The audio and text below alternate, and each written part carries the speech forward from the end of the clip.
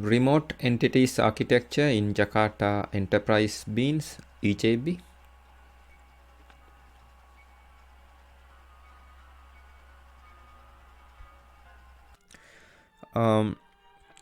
The basic ways in which EJBs can be assembled, or the basic EJB architectures, can be described in terms of which kinds of beans or J2EE components are used, how client applications access them, and how the underlying domain objects are represented. The EJB architectures can be fundamentally divided into three categories: an entity bean architecture, a session bean architecture, and a session and entity tiered approach. Each basic architecture also has variations and refinement that can be decorated with a variety of J2EE components. The EJB specification does not dictate how enterprise entities are used, but it is clear from the evolution of the specification that certain architectures are assumed to be dominant.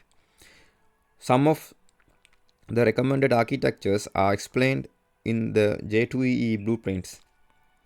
This document should be reviewed for more information about J2EE and EJB architectures.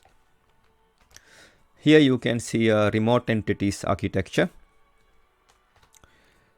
This illustration shows information flow through remote entities architecture. Information flows from the FAT client through the remote interfaces of the entities that reside on the server. The entities rely on the database for their values and attributes.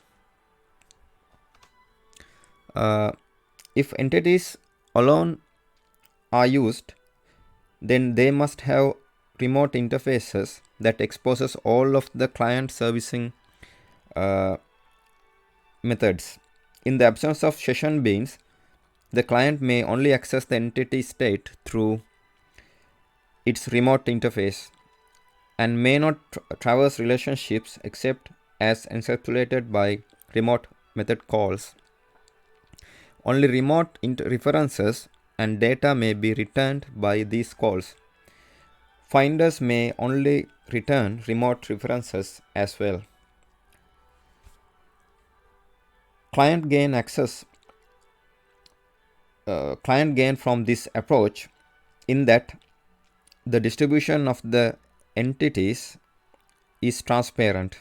Clients reference the entities as if they were local and do not need to worry about location. Entities can exist at different locations without client even being aware of it. The converse transparent distribution is that if clients are not aware of the distributed nature of the entities, then they may not be aware of the cost of invoking them. If the entities are fine-grained objects, that each fine-grained method invocation on them will end up being a remote call.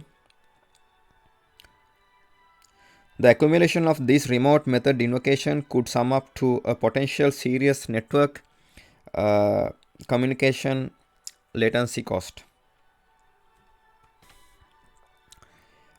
If container transactions are used for each entity operation, a separate transaction will end up being initiated for each method invocation.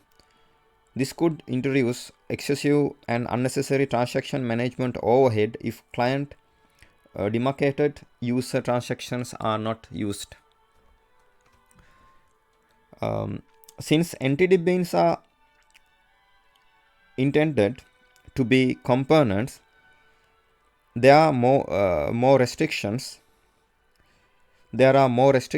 placed on them than on regular Java objects. For example, thread spawning is disallowed. This may impose limits on how they can be used to model certain domain concepts.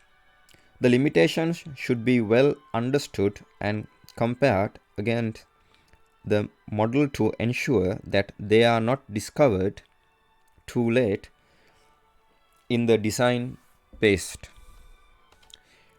In general, however, this architecture is less desirable than other architecture types. The relationships limitations imposed by EJB specification are often an impediment to using this approach. Advantages: increase distribution, potential for greater location transparency. Disadvantages: not suitable for fine-grained entities, communication overhead for each method call, transactional cost of each method call, client accesses many EJB interfaces, not single client interface or point of server entity.